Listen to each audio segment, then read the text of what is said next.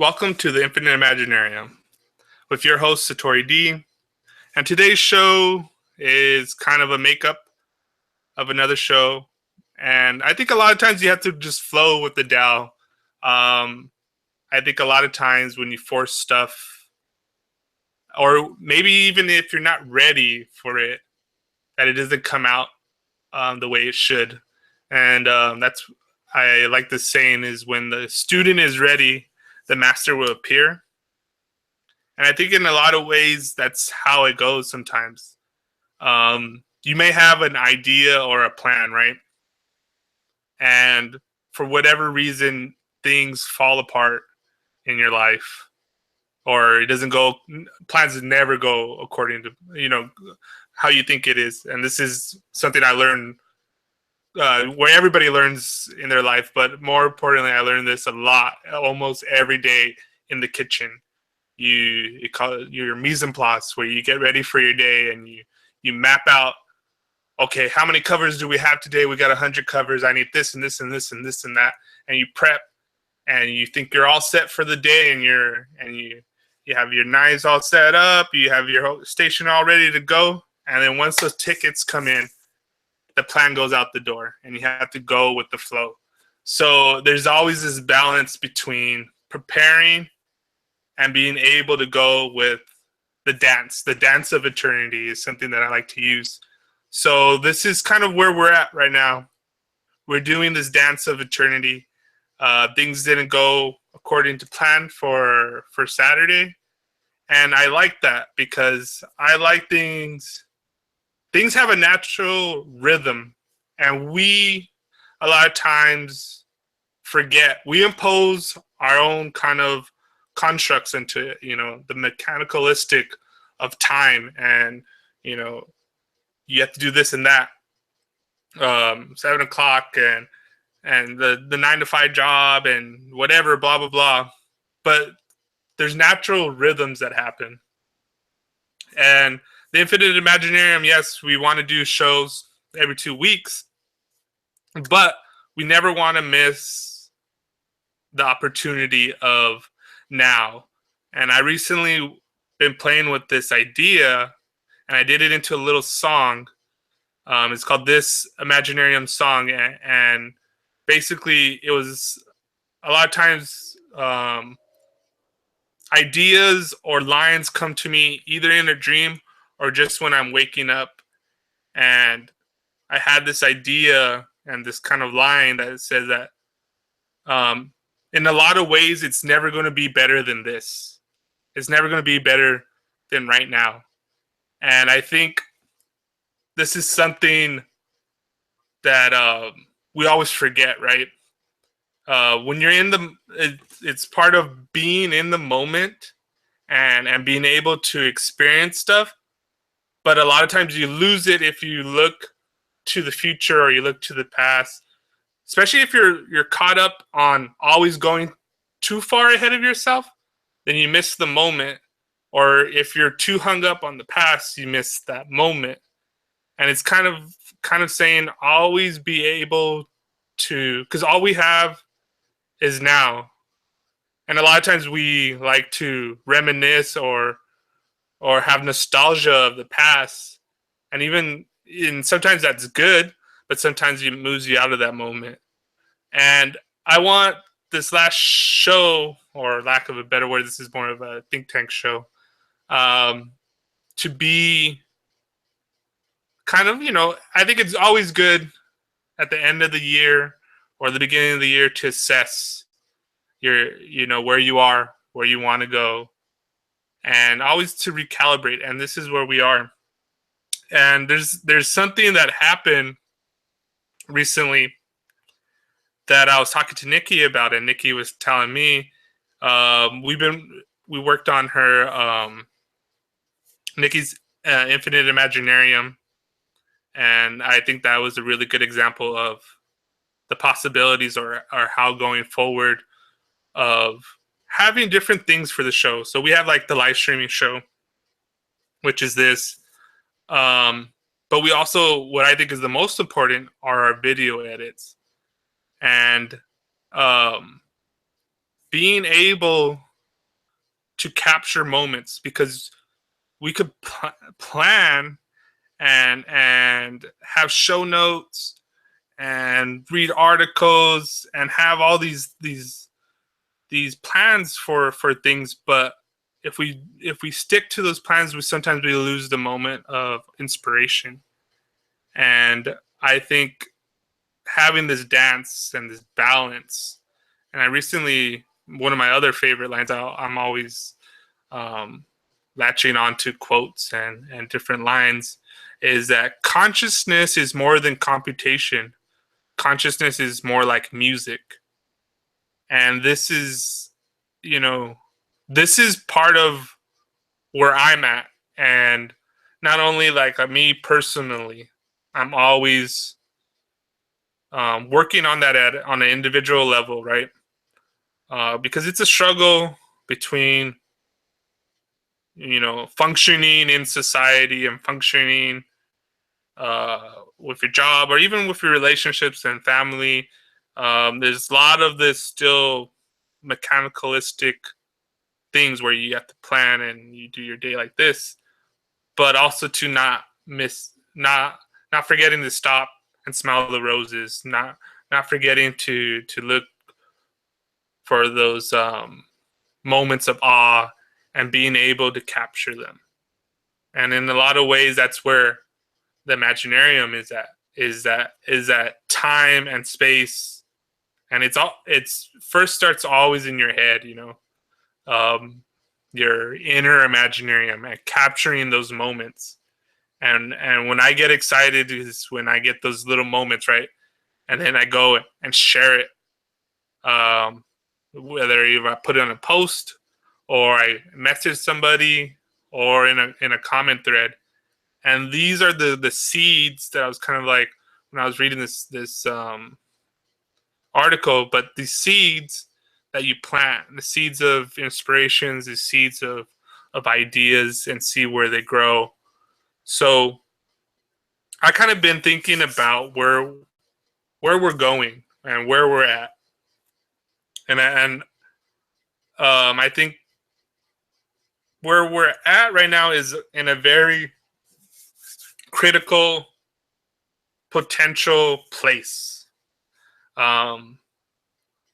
Recently, Minds upgraded their monetizing, and there's good and bad that comes with that. And it's giving people a little bit more power, but also to kind of like with more power comes responsibility. That there's immense potential, and how do we use that properly, I guess.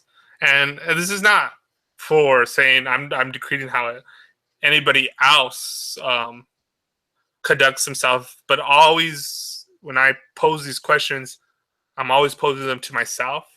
And then I kind of like playing with this idea. Recently, we've been kind of playing with it, and Nikki kind of was first threw that into our consciousness about the power of three.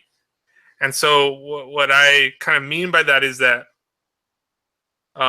first I always start with my individual self, and there's always things like cooking up in my head and things that kind of bubble to the surface, and then I go and I send a message, depending on what it is, either to Kevin or to you, Nikki, and I say, "Oh, I was watching this show," or "I was listening to this," and whatever, and then we have this kind of back and forth, and it doesn't, it always happens on our own different rhythms, and it's always funny how we live different lives and we're so spread apart, but for whatever reason, when it's ready or when we're ready to hear it, I think, like we're the students, and when we're ready, the master or the idea or inspiration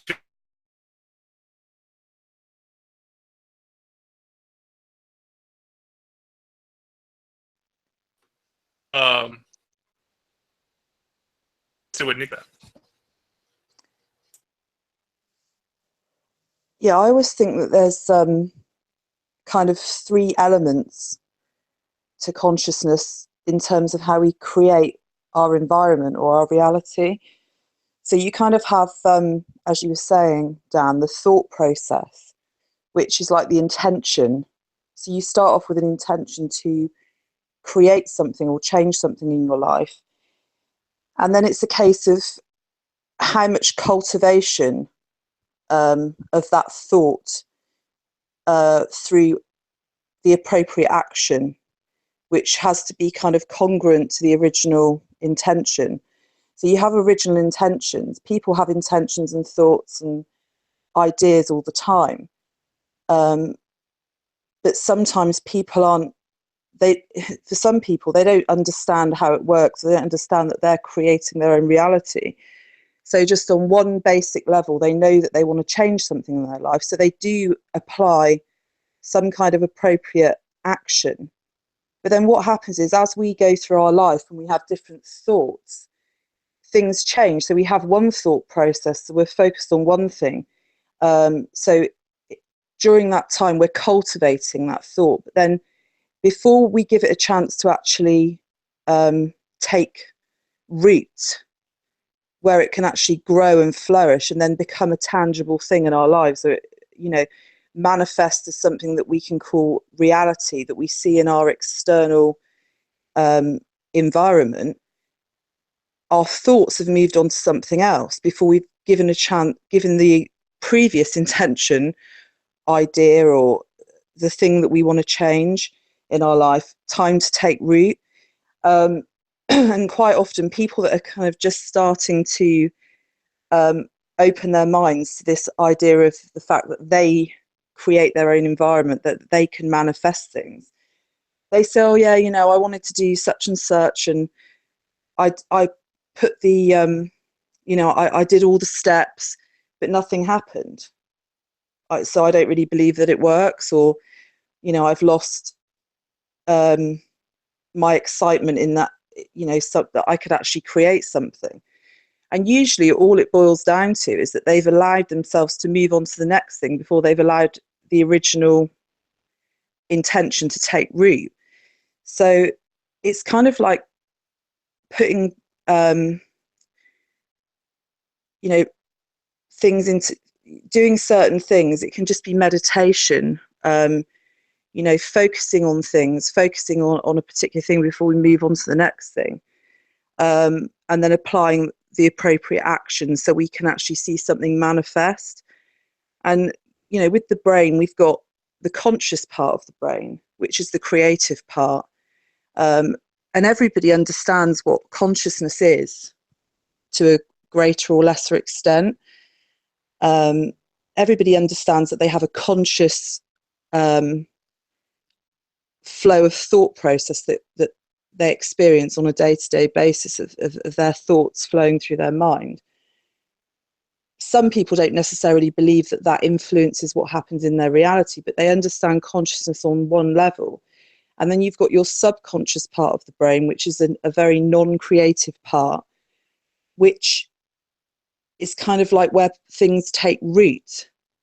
So in your conscious mind, whatever you are focusing your intent on, whatever you're thinking about a lot. So if you're someone that hasn't got a lot of money and you constantly think, oh, I'm never going to be somebody that's got any money, I'm always going to be poor, obviously all your energy is flowing in that direction. So the subconscious hears that and says, okay, I'm going to cultivate a lack of money in your garden of creation. So it's kind of like consciousness, the conscious part of the brain is the gardener, and the subconscious part of the brain is the garden where everything takes root, where everything's planted.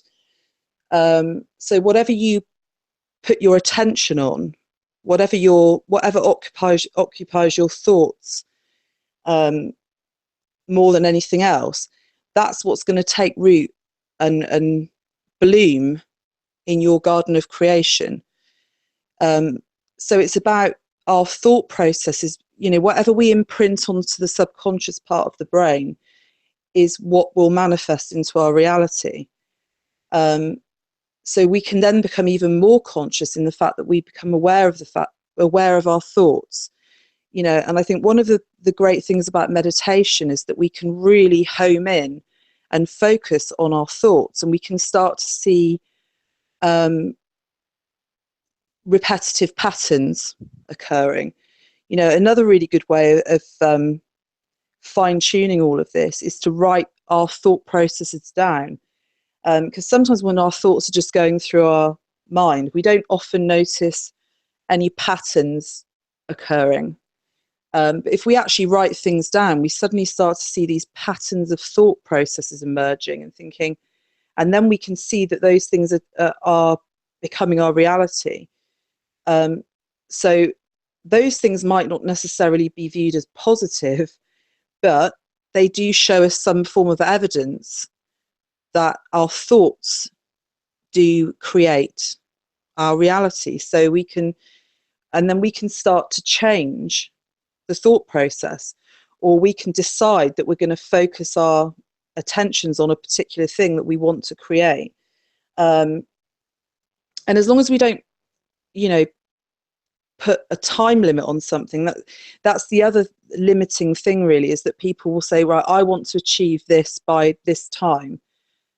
And if they don't achieve it, they feel like a failure. So then they give up on the whole thing, instead of going with the flow and just allowing the things to come into their reality that will eventually help to manifest it as real. So if we can kind of start to focus on our thoughts and become more aware of our thoughts, I think that that's going to be a really beneficial way of people being able to manifest more things. Because as I say, there are people that are embracing that, that they're open, their minds are opening to the concept that they create their own reality. But if they don't see evidence of it coming straight away, or they become impatient because it's not happening quick enough, quite often they'll abandon something. They'll be on to the next thing before it's had a chance to take root, firmly and then grow into something real. So, I think it would be good if people had more systems, more things that they could do, or that they knew that they could do, that would help them with that process.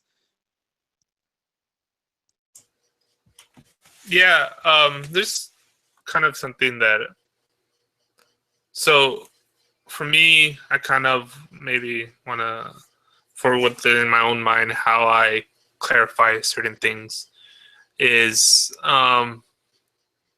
I think it's, it's a little bit more nuanced in that, is that there is for all intents and purposes, a consensus reality. But what we do is we can never get out of our perception of reality, and our thoughts build our perception of reality. So when you think you're no good at anything, or the world's out to get you, then everything gets filtered within that lens and with that bubble and that reality tunnel. And no matter what the contradicting evidence may come, you don't see it, or you don't process it or whatever. But what I wanted to kind of go with that is that I think too, there's a slight problem, and we're talking about integrating, let's say, information and knowledge. I think a lot of, and I know for myself, I just actually heard this line in this show that I was watching, and the main character said this line that knowledge doesn't really become knowledge until it's known within the body, until it's actually integrated into your being and your it. There's one thing to know something intellectually, and it's another thing than being it. You're not really you're not really overthinking it. That's just how you are. And I think there's a lot of noise, I know, within myself, and a lot of noise of this, where what is the difference between what people like, the idea of yourself, like, because we get this perception or this image of who we're supposed to be from our parents to our friends to society, through the media, through all this noise, and noise gets bombarded onto us, and we think, that, oh, well, I want to be this way because of whatever. But is that really our true kind of feeling? And this is where there's this kind of really um, quantum soup of things, where it's this kind of seamless middle, or this non-dualistic area where feelings and thoughts become the same.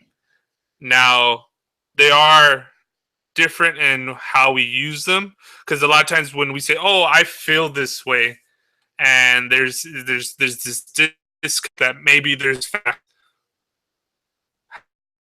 but if you're honest with yourself and what you were saying about meditation, and you really be introspective of yourself, and you kind of quiet out, this is hard, right?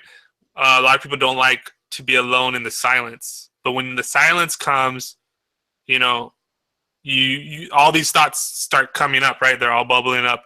Oh, I'm hungry. Oh, why doesn't this person like me? Or, oh, I thought, oh, what could have been with this love? Or oh, I should get a haircut.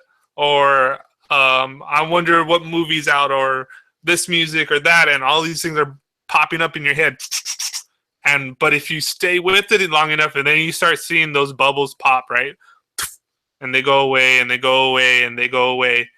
And then that, once you start uh, not clinging to those, then it starts getting clearer about what are your true attentions. And I mean, like, uh, not an emotional feeling, but like a physical, innate center of the heart feeling, like that, where people say a gut feeling. And if you get rid of that noise, because how many times have we all been through our lives, and you think one way, it's like, oh, I don't know about doing that, but you have this anxiety, you have this stress, or this kind of unfeeling nervousness, and you're like, I don't know why, like, everything in my rational mind says that I shouldn't be worried about this, or you just get this weird tingling feeling that something's off about today, something's not going right. And this is kind of what I was talking about, of like going with the Tao, right? Oh, you make your plan, and you say, oh, no matter what, I'm gonna do this today, whatever it is, right? I'm gonna go out drinking today because it's Friday, and I spent the whole month working my ass off. I deserve to go drinking, right? And something happens, right? Someone calls you, your family, oh, what's going on, blah, blah, blah. And you're like, no, I don't have time for that. I'm going to go and do myself. And then you have a flat tire, or, things start popping up. And the more you're forcing it, right? The more you're forcing it and forcing it, is that where if you kind of quiet that noise of even what you think you really want to do, and that there's this kind of innate more feel that you're forcing it, and maybe you shouldn't do it. Like, and there's no judgment on, like, is drinking good or bad. It's just that maybe in that moment you needed to do something else, like either where you kind of ignore, because you're filtering yourself that I just need to enjoy myself and let loose. But there's a whole array of enjoyment, right? And I remember always having these different conversations with different people that I been with, or my close friends. I had like this couple that's a really good friends of mine, and we always have like these conversations, and it basically boils down to this. Um, I'm like, oh, uh, they want to go out and party. And I'm like, oh, that's fine. But it's like, there's so many different ways to have fun, right? And they think automatically. I remember a lot of times they would be like, "Oh, let's don't talk about politics or philosophy or whatever." Uh, that books and stuff like that is work, and especially when I was in college, like, oh, that stuff is what we deal with on the weekdays. On the weekends, we don't. And I was, but when you give them that experience, like, this is kind of one story I wanted to tell when I talk about my literary journey to myself, is that I used to think that way. All through high school, I knew what the teacher wanted me to write, and I would write it. So I got good grades, but I only read one book out of the required reading in all of high school, and I got A's in English, but I never read any of the assigned reading. It wasn't until my friend gave me this book, and it was Fear and Loathing in Las Vegas, senior year, and he told me to read it. And I was like, what a book. What's up with that? And I didn't want to hear it at first. I didn't want to, I had a totally different mindset. But once I was bored and I finally read the book, I figured, like, oh, this is a whole different level of entertainment. Something that I didn't know that was possible. Because what triggered in my head about reading or study or whatever, in my mind, triggered work. And fun was something different than that. Fun was playing, and I had this narrow view of playing as well. But I think, that magic is that. I kind of always go back to this. Why can't you say something deep and have a dope ass beat? Why can't? Because in a lot of ways, and I didn't know this for it took me a long time, but play, what I'm doing and what we do on Minds is that we're playing, but that playing also is work. And like, if you do stuff that you love, you never work a day in your life. But that doesn't mean you don't put in time and effort. I mean, there was one, like, I put in a lot of time and effort into the video edits, and it shows, right? It shows, like, my progression of how my editing has developed, and that has nothing to do, like, the more I do it, the more things I see, and the more I get obsessed with it. And even though it's a lot of work and sometimes I get burned out, but it's very satisfying when I see the progress. Like, I don't view it until, like, later. And I think this is where the future of work is. I don't know when exactly it is going to be for, like, the mainstream society, but I want the Infinite Imaginarium to be part of this, testing the new story for humanity. And so what I mean by that is that and it's kind of like, Alan Watts has this really good thing, and I actually made a video of it, and it's like, what would you do if money was no object? And that's kind of like the mentality that we have to have. I think and it's hard. It's hard. I know it's hard. There's not a day, there's not a moment, a day goes by where I don't feel the stress of society. But it's that thing too, capturing those moments of being alive and expressing that and feeling this connection. So the Imaginarium, first and foremost, is a place where we play, where we do stuff that we love and we do already naturally, but we do it in a way where we collaborate with each other, where we support and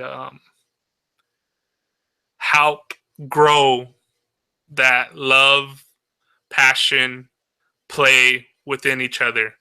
Because I know that I used to write, and I have like right never. I actually remember the exact moment, February of last year. Um, and it's kind of I took a break from mines and I was getting into this new job, and I was kind of absent. I think for like 2 months, and so prior to that, my writing was just kind of something I did as a hobby, kind of just whatever. I mean, I was sharing with my friends, and I would get no feedback, or the feedback I would get was like, "Oh, did you write that?" And I'm like, "Yeah." And I'm like, "Oh, okay, that was cool." But that was like the extent of the engagement with it. And I would like tag people on Facebook and say, "Hey, check out my blog," and usually it was always weird poetry. Maybe I'll have a quote of the day, or I would always try to do a little something to express myself.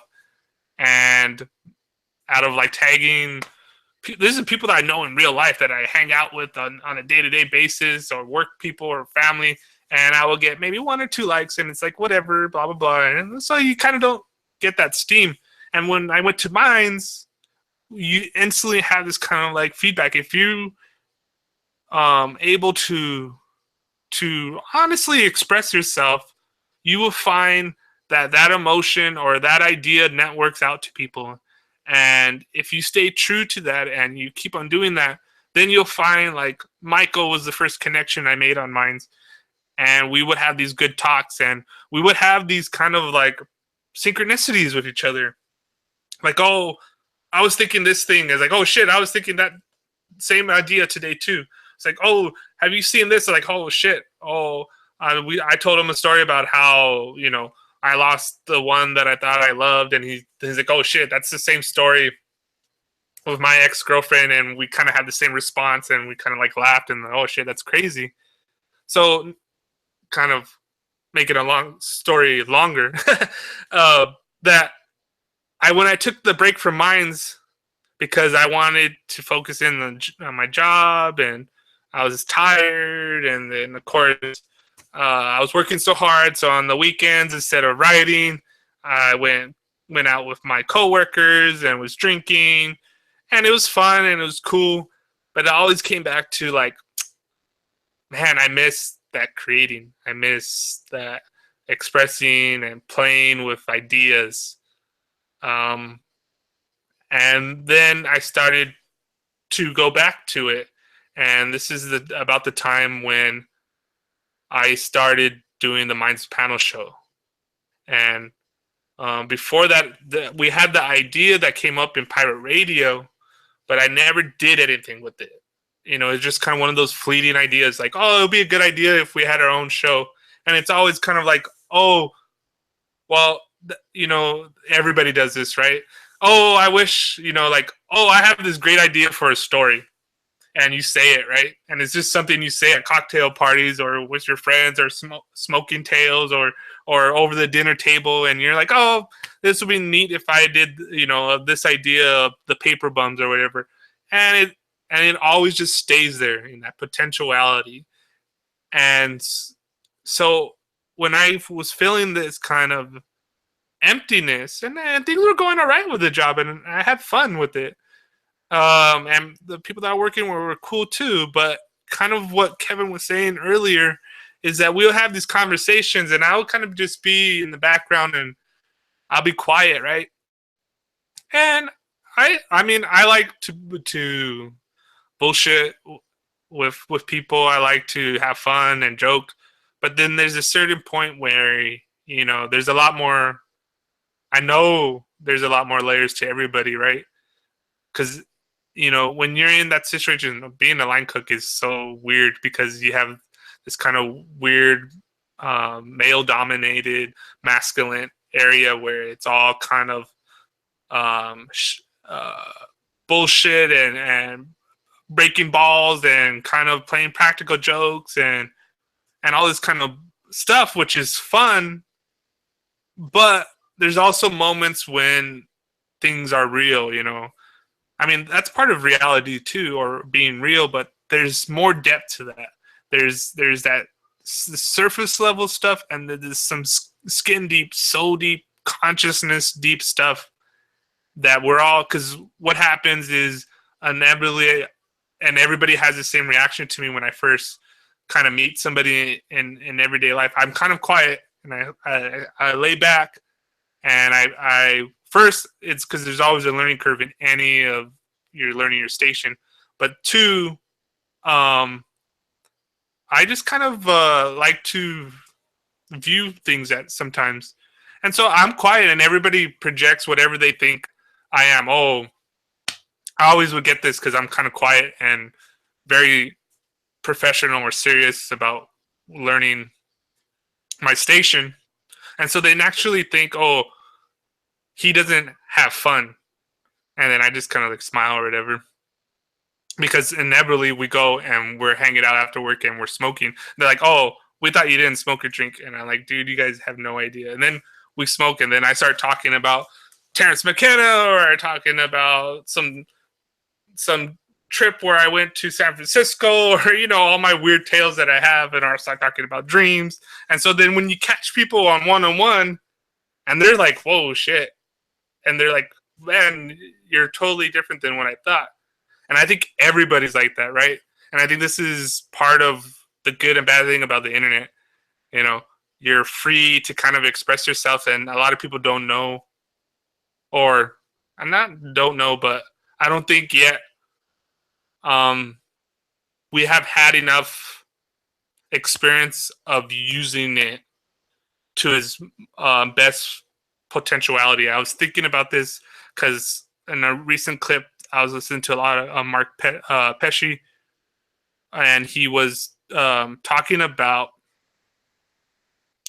um, the digital landscape, or VR, in a lot of sense, is a lot like taking a psychedelic trip. And I was thinking about this a lot. So if that's true, especially the early on of the internet, they viewed it as a psychedelic experience. Like when you take a psychedelic trip, you get information getting overloaded on you, and you don't really know how to filter it. And then you get better at it, and then you get ideas or whatever. And same thing with the internet. You have all this knowledge on your fingertips, but you don't necessarily know how to gauge it. And you're getting all this information coming to you. And I think we're still all in this infant stage of how do we use this great tool that we have. And so, there's nothing wrong. I mean, everything in kind of balance and measurements, but like we could use this tool that we have, and people are using it. But I see there's a where I think my area of where I want to morph myself into, and what I'm already doing, but kind of like morphing the two different sides of me, the serious, rational, professional side of me. Oh, everybody kind of has this, like, you're supposed to get a job and do this and that and do well in school and this and that. But then the kind of side that likes to party and do this and that, that that I want to no longer have this division in me, that I want to be able to say something deep and have a dope ass beat. I want to be able to communicate this depth and this feeling that I have, because I don't want to no longer feel that like I have to choose between um like making a living but feeling empty, or feeling where quote unquote the outside world will see that I'm just playing, like oh, he's this, what I'm doing, whatever this is that I'm doing, is just a phase or a hobby that that um me expressing myself, but not just because I think a lot of ways is what we have right now is the infant stage of us expressing ourselves. I see. I don't think, we talk a lot about how, you know, the transformative power of art and media, and people go up on YouTube and become YouTube stars or whatever and make a lot of money or whatever, and they transform their lives. And that story, and I think this is a lot of times where we get problems. So the intention of a lot of people, and this is also something that Douglas Rushkoff said, like when you start to monetize things and you think of that, or you use the term coin or money, it instantly triggers gamification. How do I game the system? So their intention of when young people or different types of people, when they say the internet, they think, how do I become a star? How do I become rich? And this fantasy of the American dream of that I'm going to go out there and this cult of personality, and I go out there and I view whatever it is I think people want of a reality star or a YouTube star or this template of whatever to make money. And that's fine and everything, but that's not what I want. I think that's a trap because that's not using the what I want is to use this tool that we have of social media of minds, and it's not with the idea of, oh, I'm going to be rich, but it's a way to find a fuller version of me, to fully realize myself, and in that process, hopefully,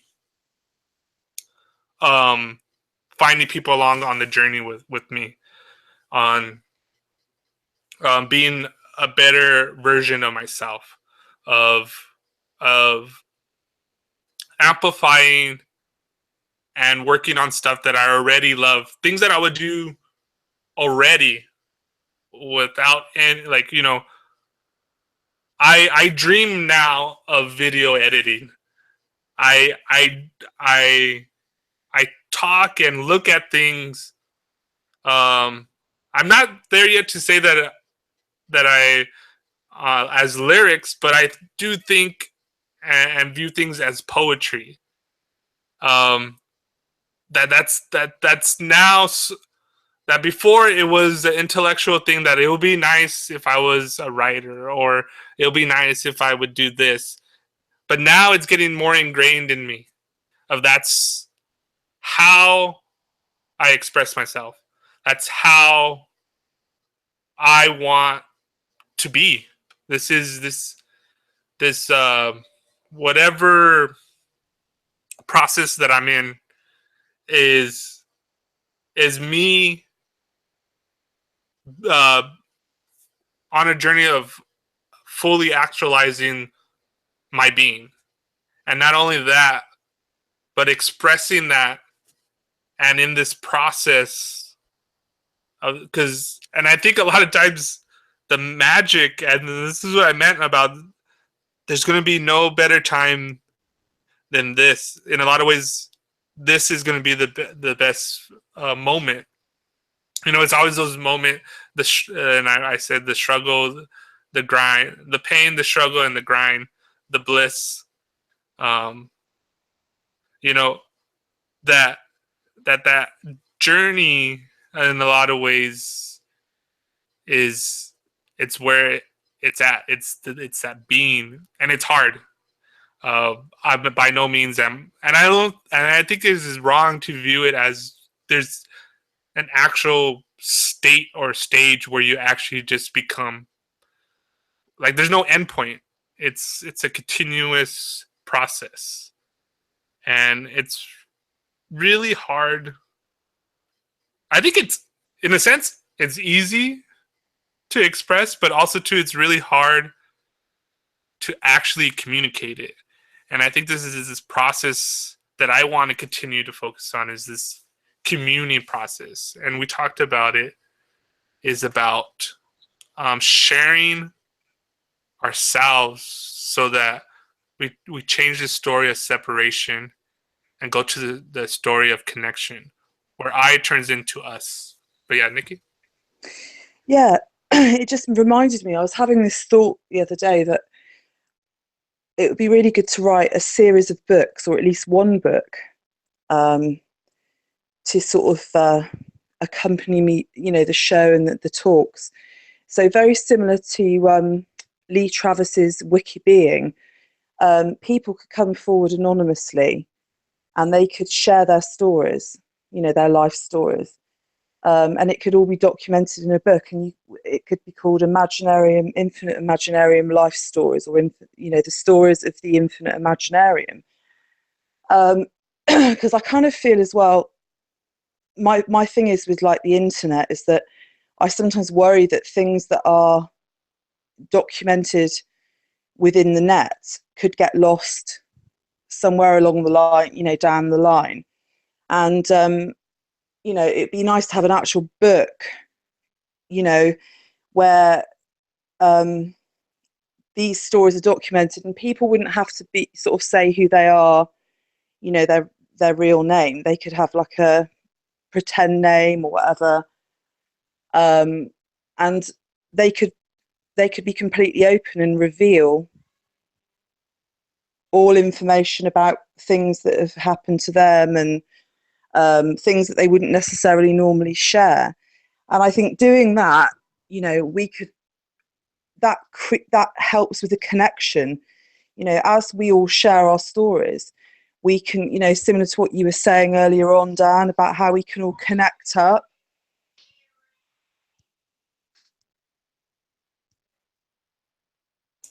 Yeah, that's actually something very similar idea, and I like that about the Wiki Bean.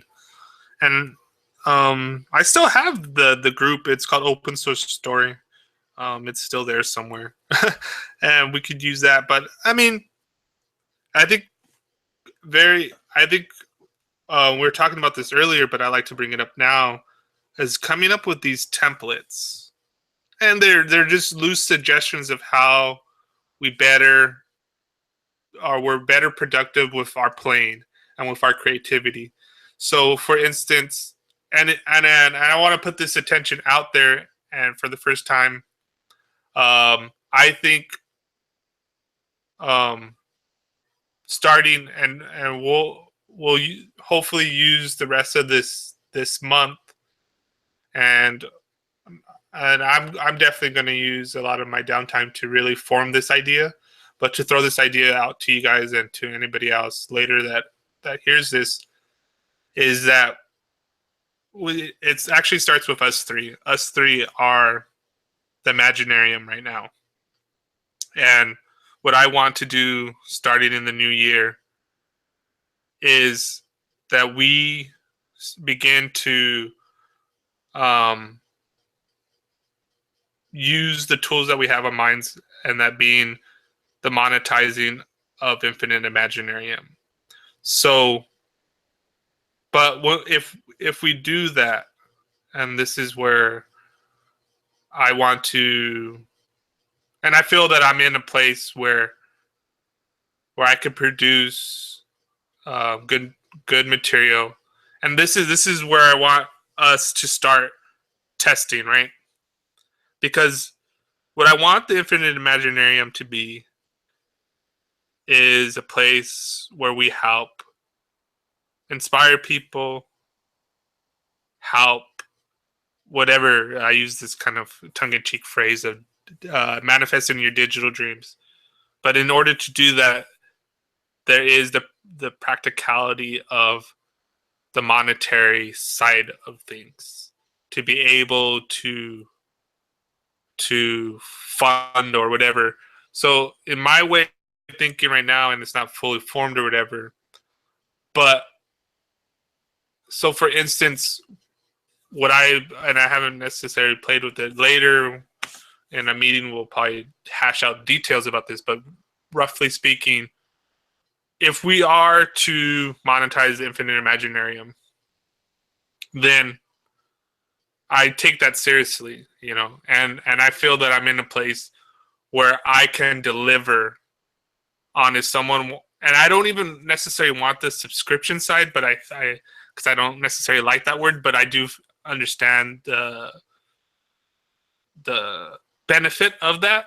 But it's more like I view it as donating to us and helping us, and that it's always about not the individual, but about projects and ideas, and that part of, and like I said, I haven't fully looked at the new monetizing feature, but just with talks that I had with Bill, is that you create exclusive content. So of course, I always want majority of our stuff for everybody. Like, I'm a Creative Commons person. I'm all about stuff out there for everybody. But it's kind of interesting because I've seen this at different little places, and um, they recently, when we went to that conference, Kevin, they had the living document, right? And so this is really good resource for it, and I think we could do something similar where we have the Infinite Imaginarium library, and it's like this living document of our process, of our personal tales, kind of the source code for all our shows. You know, show notes, behind the scenes stuff, our talks about this or that, and that's part of what would be available to people.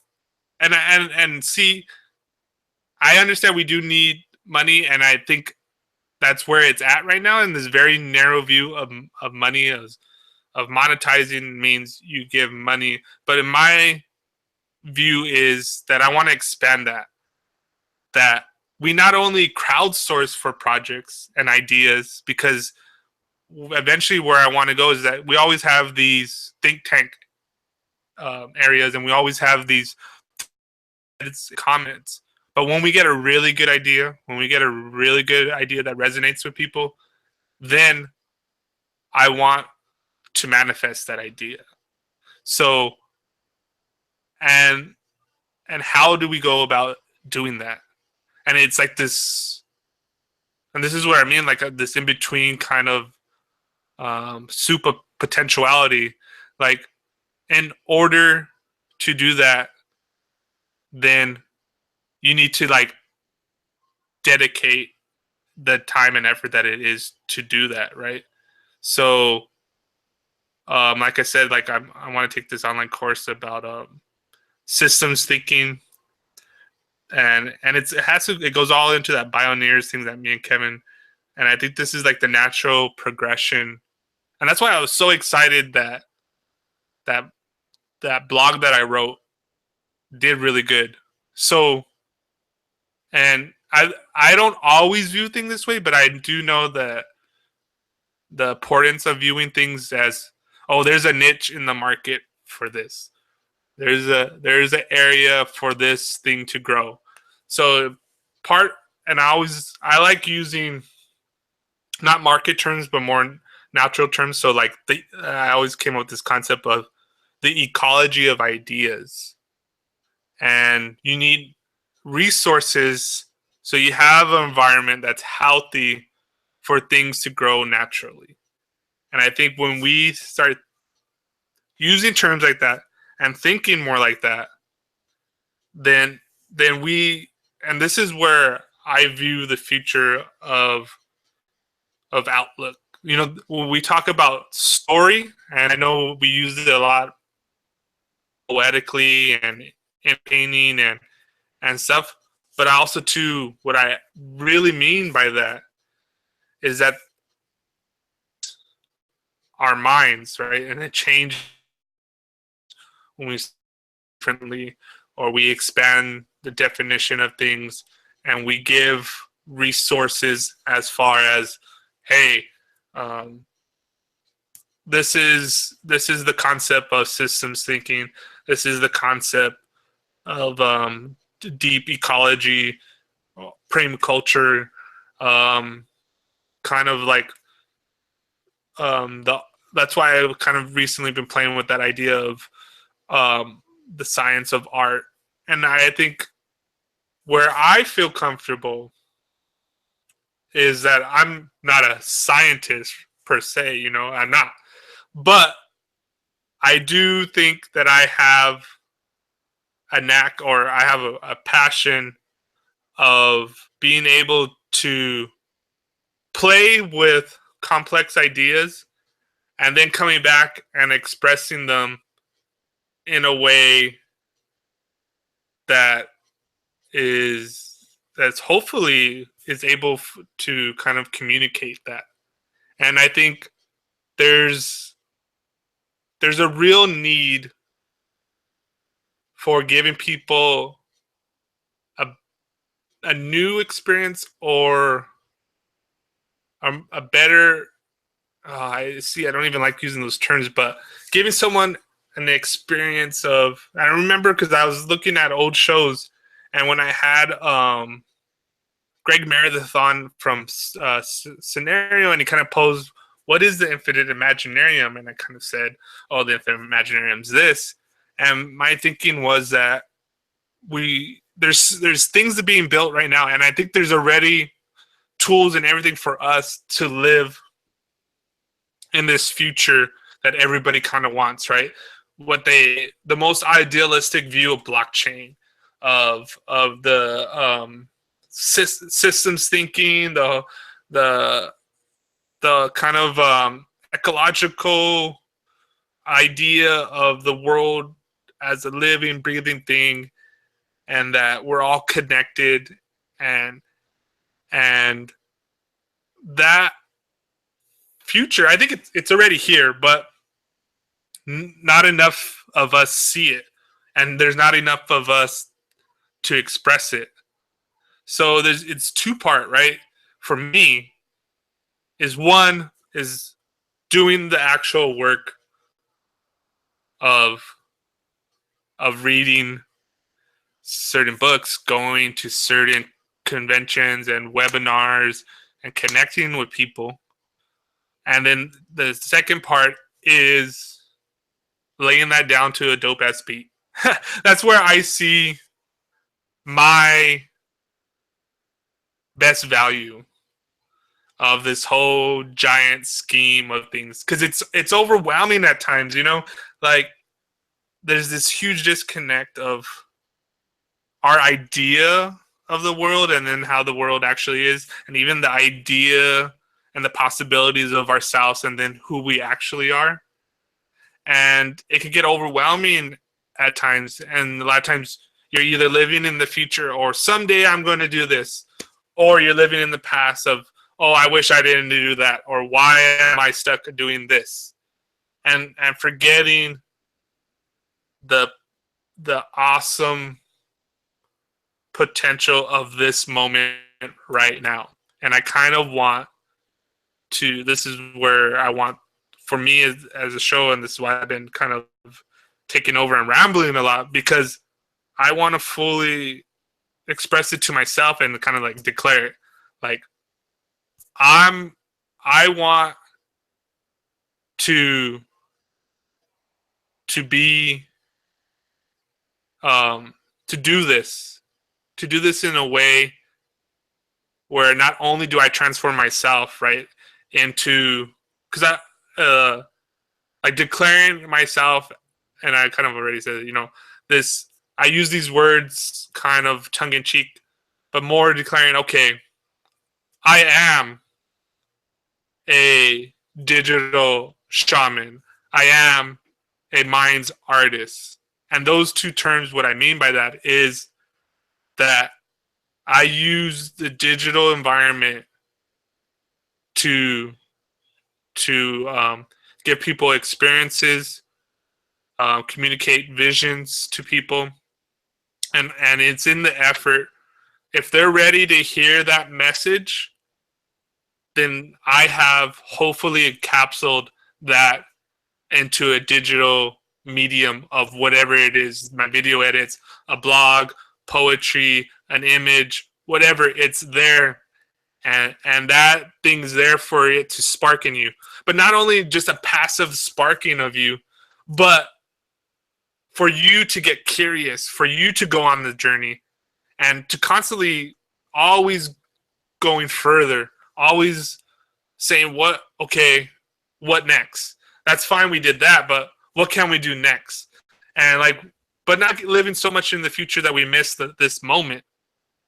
But like, for instance, in a thread, I said, "Oh, I had a dream last night that I was about ayahuasca, and I had these two people over my house, and they wanted to take ayahuasca, and it was weird because I was like their guide, and like, yeah, don't worry, like I'll set up things for you to do it, and we'll do it here in the house."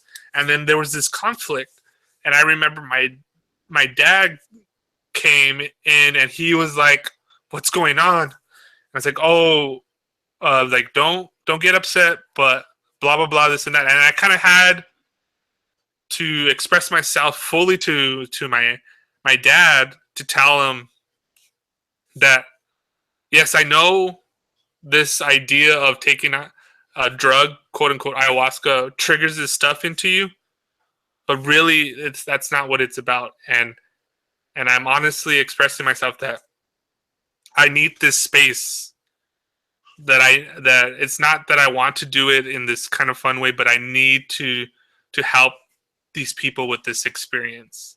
And this is where I need to be. This is what I need to do. This is, and it's, and I know you have this problem with it, but that's not what it is. This is what it is. And I had this whole kind of weird conversation with it in my dream. And I kind of mentioned it in the comment, and Kevin was like, "I've been thinking about this. I think we need to go to Peru and take ayahuasca." And so, you know, me and Nikki, on another sense, had this idea, and we always kind of had this, we mentioned in the show before too, is that we have this kind of like trip that we plan on like taking across the world and bringing the Imaginarium out of the digital landscape into the physical landscape. And it should always kind of be this way, so that we have ideas and we start playing with them to be able to manifest them. So, you know, like the other idea is that we go to science and non-duality. And I think that, you know, no longer is it something that we just talk about. Okay, we're going to do that now. Let's start planning it.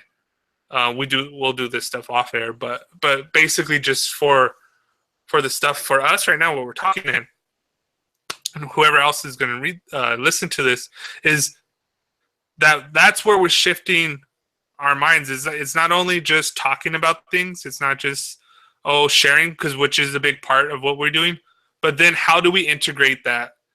So that's who we are, and that's we start, you know, being the change that we want to see in the world. So, and this is where I have my own personal beef or annoyance, is there's a lot of, it's easy to complain, and it's easy to write that meme of how bad things are, and which they are. And that will give you a lot of clicks, and that will give you a lot of votes, and that will give you a good following, and this and that. It's a lot harder to say, okay, what do we do about that? And that's where I always want us three, and eventually whenever it blossoms out of the Imaginarium, to always be something that we constantly individually ask ourselves, and ask ourselves as a collective, okay, how do we change this? What do we have to do? And there's always, you know, okay, so for instance, this goes back to the work play principle, right? Science and non-duality is something me and Kevin do. It's actually kind of where we started our relationship and connecting on minds, is with consciousness, and we will have these great conversations in our threads. And this is kind of what I meant to is that there's going to be, in a lot of ways, it's never going to be better than this. And I was kind of reflecting back onto when Minds was new. Like when anything's ever new and when you break through for the very first time, you know, it's raw, but it's beauty and that potentiality, you know, like the first time you ever did this, or, you know, we're always pretty nostalgic about that. And everything's in such awe and new. And so, like, when we first kind of started talking about consciousness, and I was posting up a lot of stuff with science and non-duality, we'll have these great conversations with Michael as well. And I don't think we were ready yet last year to go to the conference, but I think now we are. And it's not only just going as a passive person to the conference, but bringing something towards it where we can use it. Because I think a lot of ways where I'm always at, and also too, I'm kind of like speaking for everybody here as the Infinite Imaginarium, because I think I'm kind of like, it's not necessarily my idea, but I think I'm just vocalizing what we all kind of feel already. But it's, okay, how do we don't want to just be programmed, right, by the by media, programmed by society, but we want to program uh, the operating system of humanity, to write the story of humanity, to write our own story. And how do we not only just be passive people where we go over there and, oh, it's nice that we went to this convention. Okay, like, how do we use that?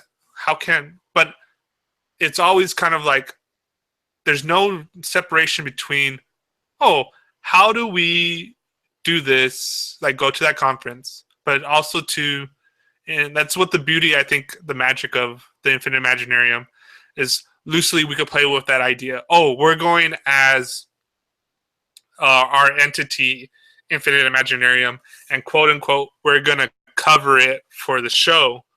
But but it's but it's doubling back on, we're gonna do this first and foremost to grow ourselves. First and foremost to have fun, and this is what we're passionate about, and this is where we think it's important. But also to being able to use that to help program ourselves, help program other people. And I don't mean that in a bad sense, but in a more active sense, because we're whether we realize it or not, media changes us, the environment changes us, words change us, relationships change us, family changes us, almost everything. There's always this feedback loop. And in a lot of ways, in that story of separation, we are passive by things. And now let's start being active members of creating the world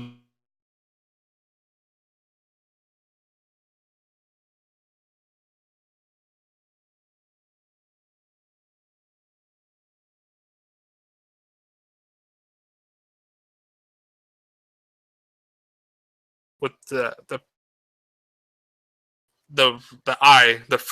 your individual thing, right? And I think this is where the importance of us three really sharing our stories with each other, but then sharing our stories outside.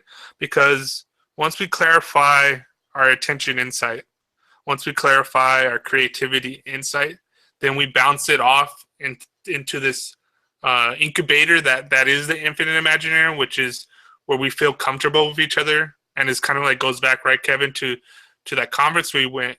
It's really weird to be with people that you don't really know, and then they're asking you to express yourself fully, because you know there's always this kind of like anxiety, like, oh, what are they going to think? It's like, oh, can I really express myself with them or whatever? And it's not even maybe that much of a thought, but there's like this innate guarding that we have of our true being, right? Because it's hard to put yourself out there, you know. And as long as we have this kind of core support, then I think it makes it easier, right?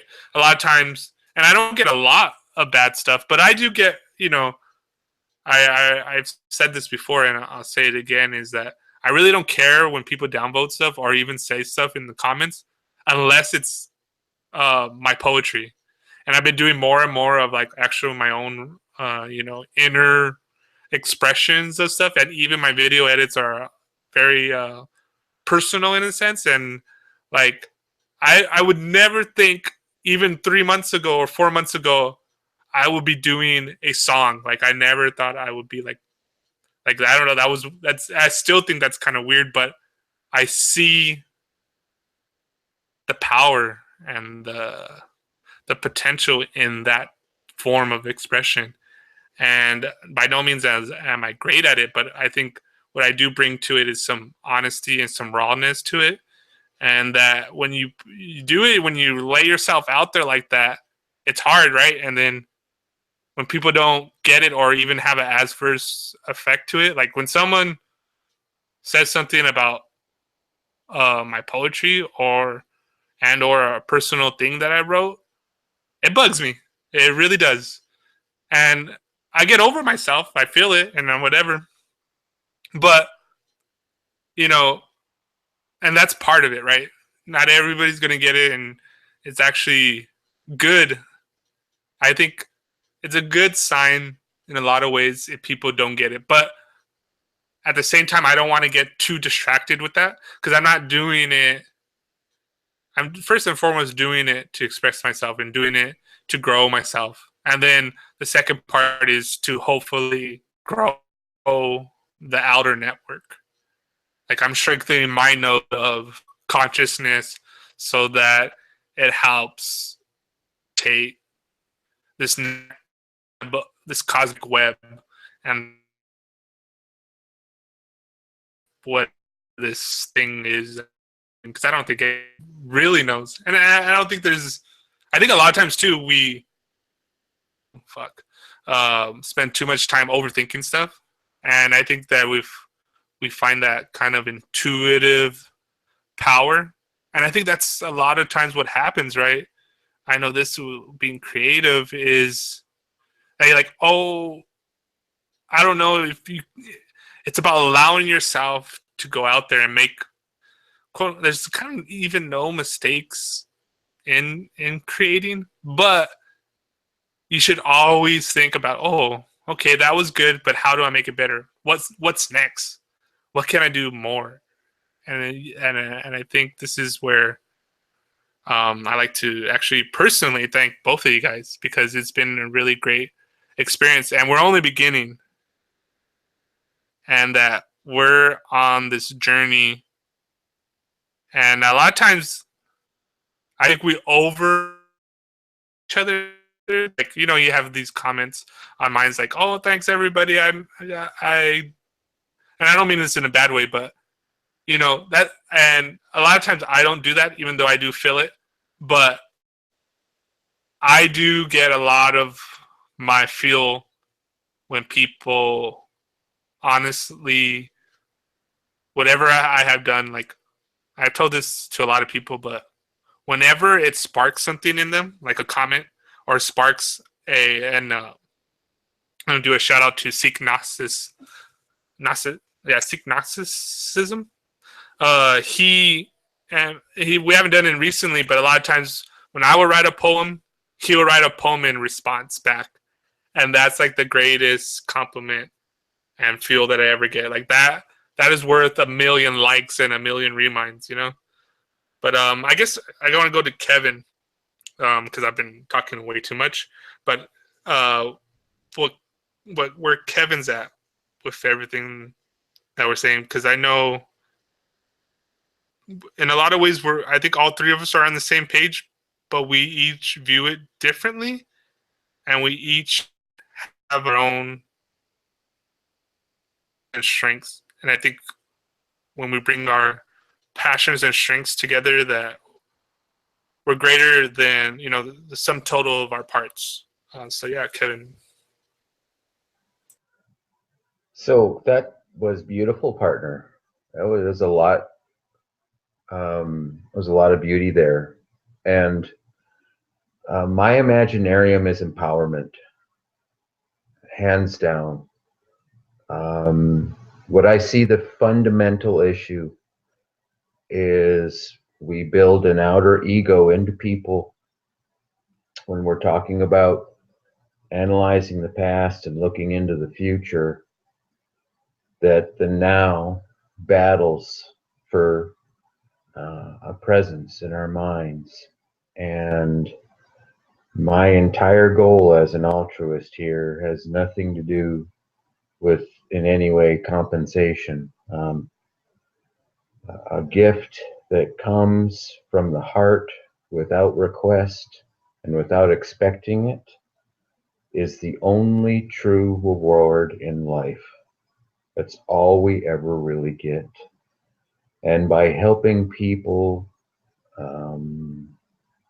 make themselves more palatable, and then bringing a little silence and bringing them into the now and empowering them to trust. If it starts with us three, fine. I'm hoping we can grow to thousands, thousands of elder souls working to help break down the death of this false dualistic narrative. And it's self-filling. It's a self-fulfilling prophecy. And the thing here is the human race is staring at its extinction under the guise of being vessels of consumption beyond the capacities of our biosphere. And it's not negotiable. It's not. And a lot of people are tuned into the fact that the narrative, Daniel's version of Death of the Narrative, simply has no relevance. You factor in income inequality, where people are just completely taking advantage of the rest of folks and not giving them the wholeness of upward mobility and foreseeable visions of themselves. And it becomes like Nikki said, where you set a timeline to something and expect results, and when it doesn't happen when you want it to happen, you feel either failure or you feel misdirected, and this just simply isn't true. The curiosities lead you to exploring your potential. And the more people in the world that will take the time out of their pursuit of self to empower others to become, the quicker we will deal with an earth that is screaming at us to just participate, that we just got to get involved. And it starts with how we shop, and it moves into how we learn, and then it moves into how we honor each other, and where we get our merit from in a very reclusive social environment, and finding out then becomes a very natural process who we are, because our outer ego image is no longer the driving force in our day-to-day existence. What we were and what we're becoming, and when under the guise of the outer ego, ceases to be the point of reference. And that's the part B for me, is in the so-called fake news world with so much disinformation and so much pointed and directed by usually an economic intention, information being placed into the world people simply have no one to go to for measurable truths. Even in education and science, in health, in food, in medicine, it's sort of carte blanche to say whatever you want and convince people to back it up with something. Well, the Lee Travis's wiki being in functionality says that these universal truths shall dictate the pace and form of our evolution. So the things that are just fundamentally undeniable and observable will lead us to conquer the false ego self that is ingrained in us from the moment mom and dad have to go out into the world to bring the dollar into the house, and then the babysitter or the TV starts to raise us, and then the frustrations of life set in the parents, and third person, we absorb those informations, and then we start to build this protective self, and it just grows and grows through sports, through one-upmanship in looks, in relationships, in work. Everywhere out there is this highly competitive, divisive, conquer at any cost methodology about life, and that is coming to an end. That has seen its time, and now the cohesive and supportive environments that are provided will be where we're going, like we learned from the Conveneers conference that we attended, Daniel. So I personally intend to get more involved with them, with Bioneers, with science and non-duality, and also looking to reach into the undergrad accreditation course in consciousness, and try and make some inroads with the professors at the University of Washington, Bothell, that have finally brought this into the reality science and of the fifth dimensional energy, the ether, the thing that is all things but completely undefined in our reality, the thing that every single one of us feels and experiences on a much more deeper level than all of the extremely superficial, as Maynard says in Tool, the blinding, festering neon distraction that is our reality when it comes to everything around us, to keep us from finding the fulfillment that lies within us that's free. And when we talk about finding that fulfillment in the modern sense, it always begs around partying or outer experiences. And once you get through the dark night of the soul that we touched on in an earlier program, and start to delve into getting past how the ego has led you into a really kind of destructive reality, the drinking is damaging your chemistry, or smoking too much, or thinking the negative thoughts, or pining over how you're going to beat out somebody else to get the raise, or all these things that are keeping us from solutions thinking, from cohesive practices that, as opposed to worrying about what you're going to get from something, we need to focus on what we're going to give from something. And when that level of thinking sets in, and that level of beauty sets into our life, then all of it automatically flows. And thirdly, for me, the Imaginarium needs to be a resource. So I would notate the great groups, the Infinite Imaginarium Nikki's Imaginarium, Set Consciousness Free, The Ecology of Ideas. I just joined another one that another gentleman posted up, and forgive me, I can't think of it right now. But tying these resources, these 15, 17-minute videos by Sheldrake, Deepak Chopra,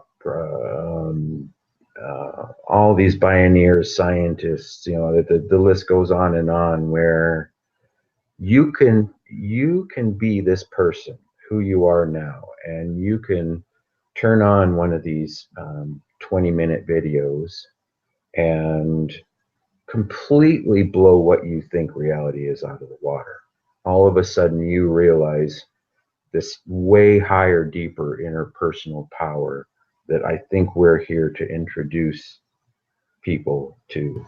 And I really hope that when the new upgrades come in January, from that Bill has been talking about, and John, about how the video is going to improve and change. I have really no idea what to expect from that. Ultimately, I'm hoping we will make people feel so comfortable and trusting in their experience in the Imaginarium that their curiosity will be just built, and that they know that they have a place that they can come and count on. I have a question about this, or I read this or watched this, and or do you have any ideas about this, or can you lead me to resources here? And just give people the tools to make decisions. No directed input. No, this is the way it is. Never, ever from me. I am only here for you to discover your capacity, for you to fall asleep blissfully and wake up in awe of the world that you live in, and not suffer within that. I think we've got a whole work culture and a whole outer media culture that just absolutely teaches you that the cunning, sort of kitschy, spiteful, comeback kind of mentality about the world, this unauthentic, make you laugh out of some sort of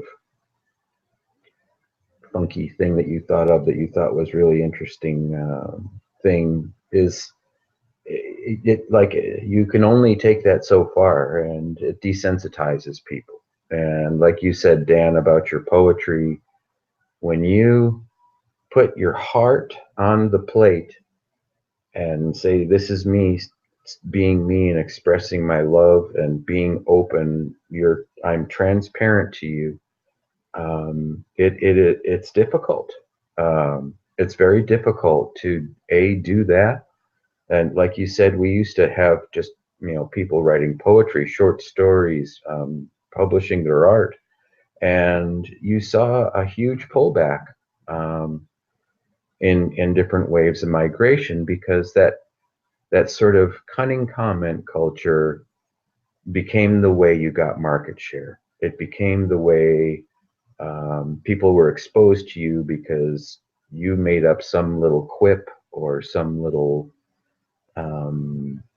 meme that made someone laugh, and you could share that with someone else, and therefore be that person too. Well, I think the Imaginarium sort of flips that on its head and says, you can make a supportive comment and feel confident that it's well received, and not that constructive criticism is a one-way road. It's all love your neighbor and blah blah blah type of thing. Not all of it comes that way, but it all comes in the form of love for expression, because creation doesn't come generally from chaos. The chaos creates reflection. The reflection generates emotion, and the emotion draws us together. The draws us to hold together and to outwardly appreciate how incredible this is. They tick by fast. The now moments are here, and if you're not in constant awe of every moment of your life, then to me, I hope the Imaginarium takes us all there.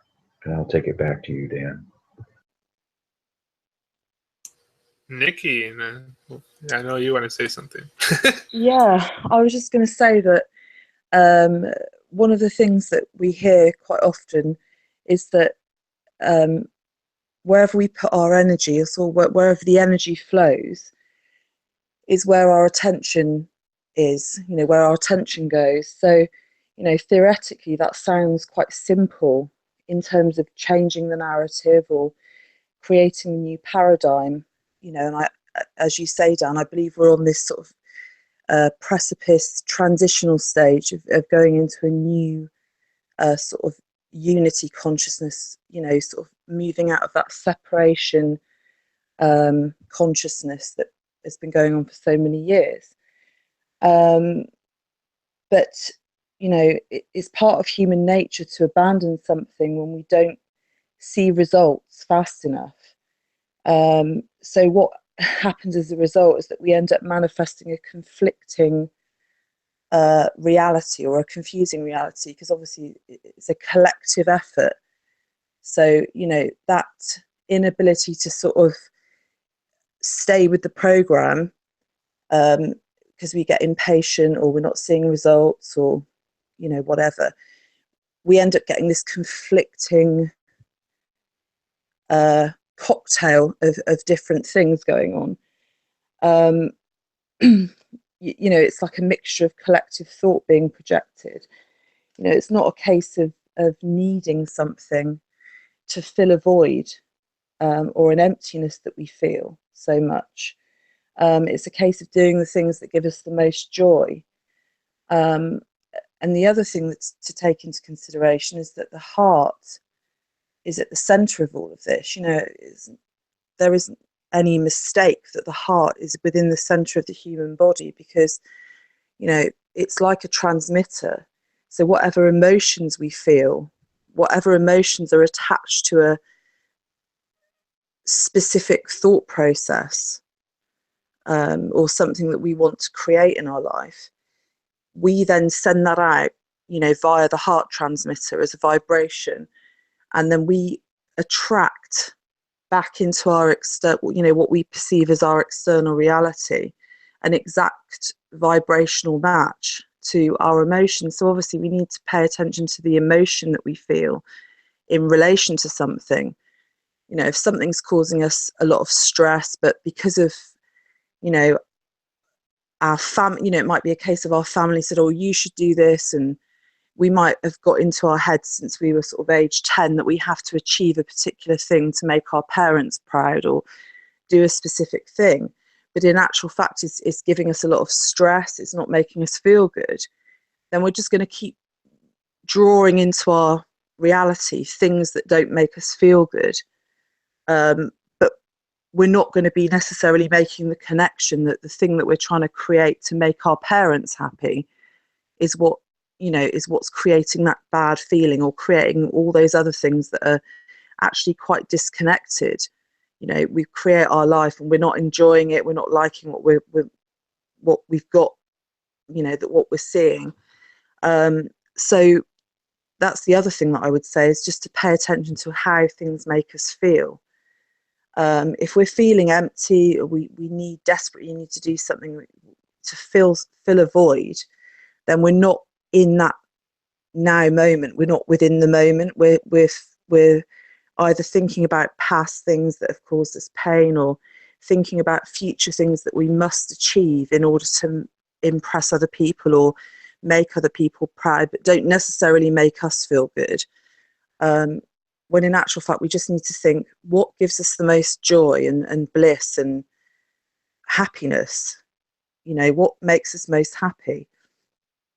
those are the things that we need to be sort of cultivating in the garden of creation. So, you know, that's what I would say. You know, be mindful of your thought processes, try and watch the patterns that keep re-emerging.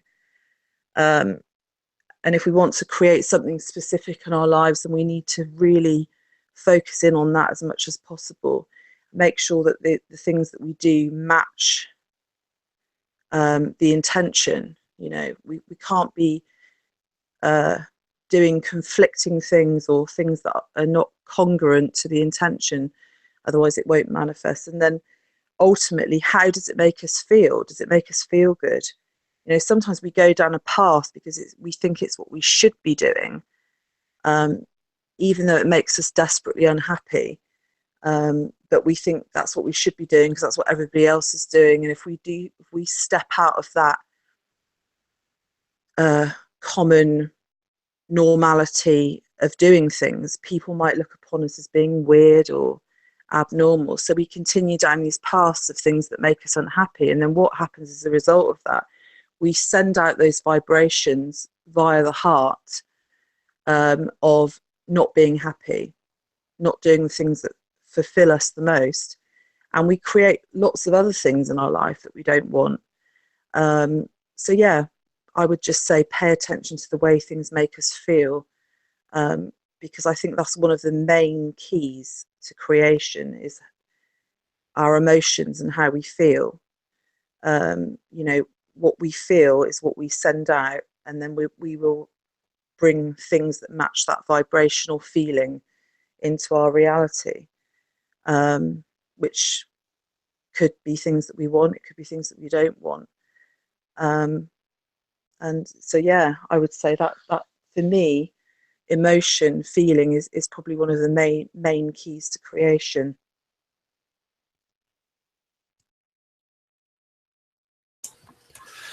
Yeah, that recent video edit that I did, it's called Digital Shamanism, and Mark was actually saying that when you're creating in technology, he firmly believes that you should be doing it from the heart, because if you're not,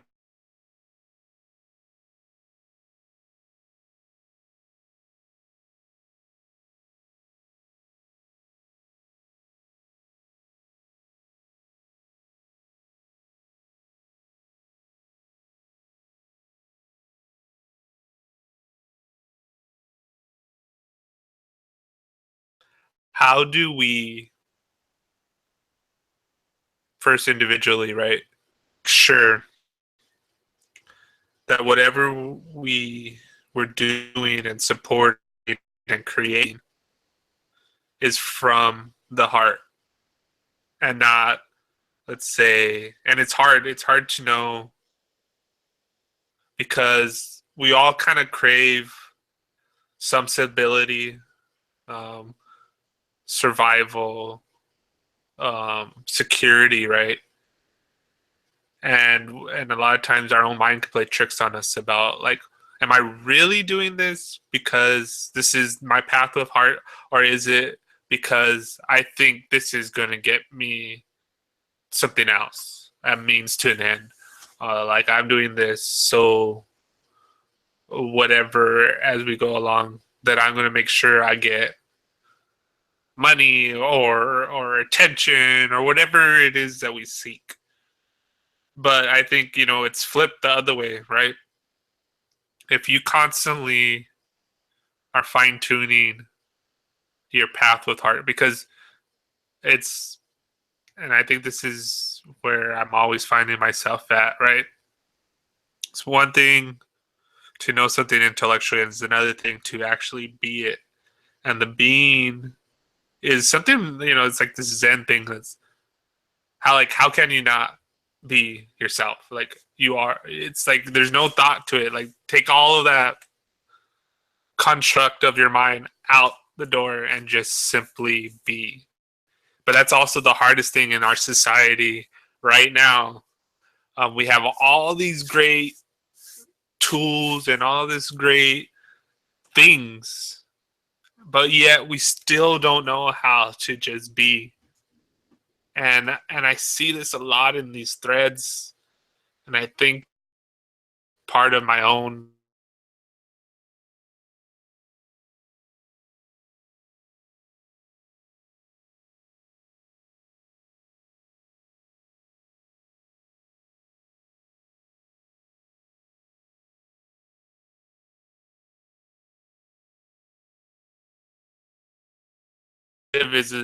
is climate change real, or is it false? Is it a government tool for control, or is it an industry? Blah blah blah. All of that to me is a distraction and going away from the point.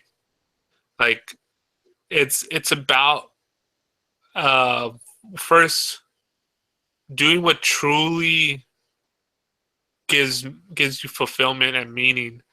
And it's hard because we have all these distractions of our mind, of society, of ourselves when we were little, and the constructs of our family and everything. There's so many different layers of things that have been programmed into us, and we don't even know sometimes our own thoughts. And it's even hard, right, for us to now just sit and be. And I think we all experience this as well. And I kind of, I mentioned this one time on the show, this is kind of almost directly involved of why I don't have a smartphone. And I do this kind of like on purpose, because when I used to have it, when you don't have your phone, you have this like phantom limb syndrome, right? Like, oh, where's my phone at? Why am I not plugged in?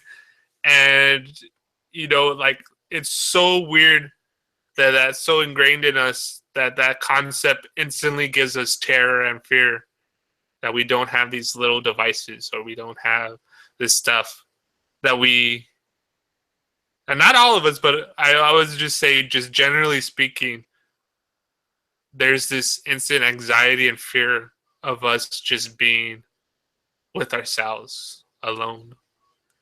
And I think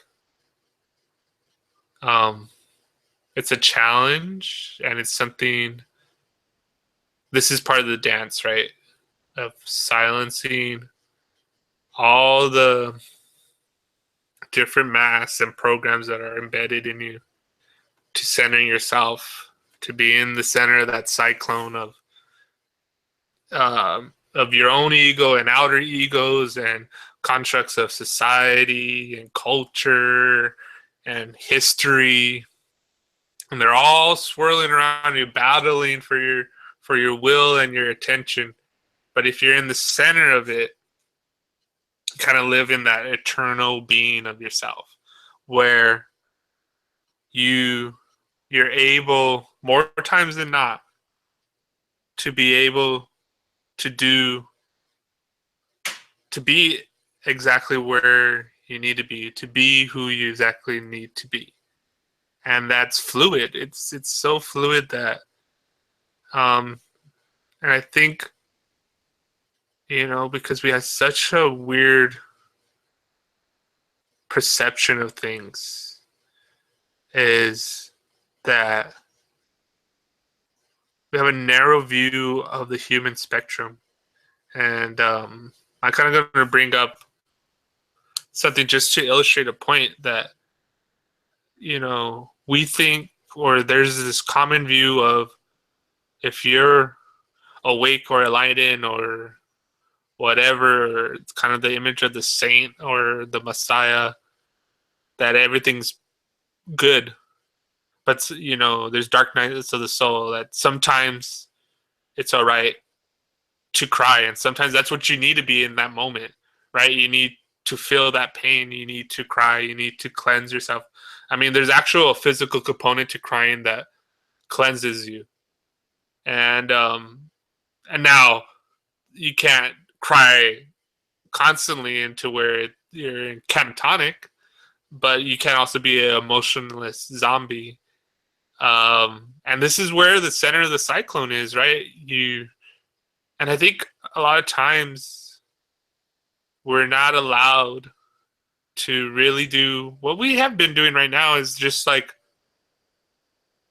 and this is where I still I think organically and naturally we'll find our rhythm, and I think we already are on our way. But that we always have a space to do exactly what we're doing right now, of entertaining our inner dialogue, expressing it outwards, having it bounce back to us via you, Nikki, or Kevin, and that strengthening us. Because we do this like sporadically, but then it's always good to have us commune. And I think also the next step is that we get together in physical space. So part of the Imaginarium eventually is to have a physical space. And I see it like we always are going to have visions, because that's going to help us and give us, the roadmap, and how our lighthouses when we're in the dark night of the soul and we're getting lost within ourselves or in society or whatever. That I see the physical imaginariums being lifeboats and incubators of the news story, and for me too, it quite frankly does not matter, and it should never matter what anybody else wants to do.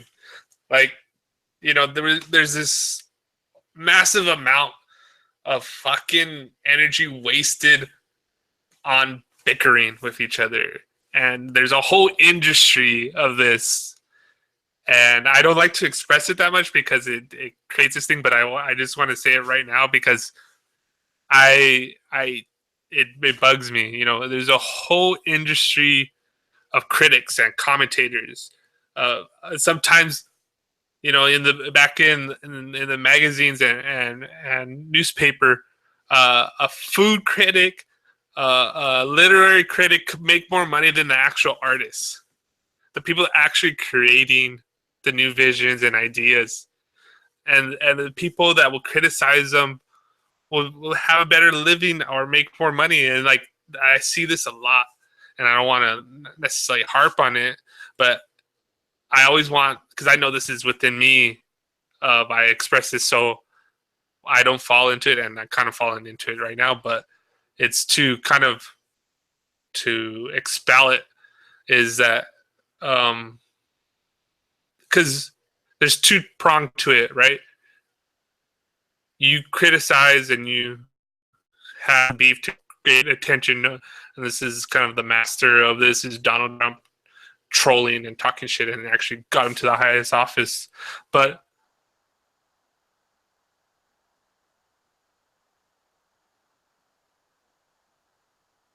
where people do it whole of just talking shit, of criticizing, and there's a difference between just doing that. Always pray to challenge an idea, to challenge ourselves, to challenge each other, to have pushback. I was like, oh, can you clarify what you mean by that? And I know like later when we go into shows, because I want to do one of our shows coming up. It's I want to prime it with this new show on FX. It's called The OA. If you haven't seen it, watch it. And it's really interesting because I just finished watching it, and I want Nikki to watch it because I think we could have a fascinating conversation with that, priming it, and basically about this girl who gets kidnapped, but she gets kidnapped because she has near-death experiences, and there's this mad scientist that's doing experiments with it, and they just have this kind of like fascinating different moments in it. And I think, because I know, and this is where I think it's always at, we all are wrestling with certain things, right? And we may use different language and sometimes do different symbols, but the archetypes and the myths are almost all the time going to the Aldous Huxley's the prenatal wisdom. Like there's this innate just ultimate truth that lies in the center of our being and in the expression of it. And these are these timeless stuff, right? Like a lot of it's like I want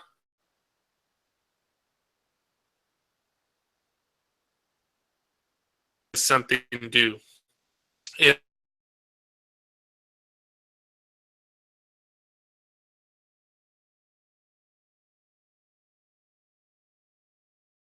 that is irrelevant in a lot of sense. Yes, we do these things for the attention of it being out there for people, but it's more of it being messages and sparks so that there's seeds.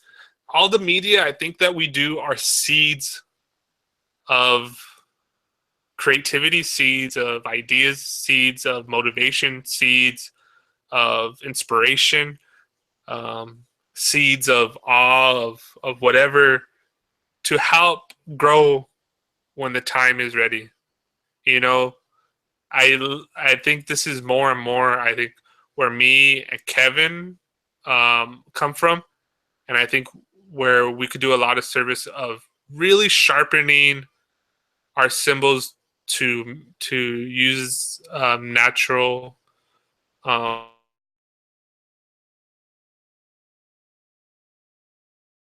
seed, very durable. Like you could like a seed during winter could survive the winter, right? And then in the spring and the harshest conditions, and it stays there and it doesn't grow, and we don't look at it. But then when the time is right, when the love and care of the earth is right in the moment of spring, it blossoms. So these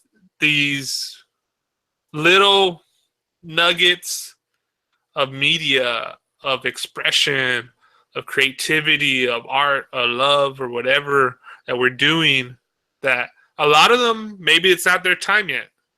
And in a lot of ways, maybe we're not even ready for it.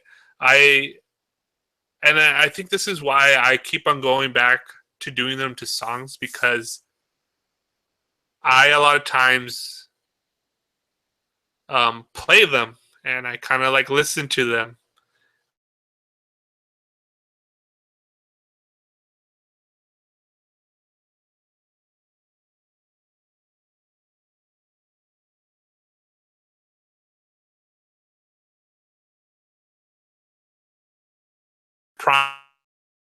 Not aware of what Icky tells me or what Kevin tells me or what I minds, and that we always have this weird dance with networking and connecting. And so actually I just recently did this, and maybe I'll start. We've been going pretty long, but so I just want to say that we're ready. I know I'm ready. I used to say this to my cousin. Um, it's irrelevant to me if you see it or not, and if I have to, I'll drag you kicking and screaming. And that's just something that I like to say, and it's kind of just meaning like, okay, we're gonna do this, and we're gonna get it done, and if I have to, I'm gonna drag you kicking and screaming doing it, even though I know that you guys are all on the same page. But that goes out to anybody else too later when I make a remix of this. So shout out to everybody that supports the Infinite Imaginarium. We're gonna go in a mini hiatus in our cocoon and get ready to blossom for the new year and start messing with reality. Bye.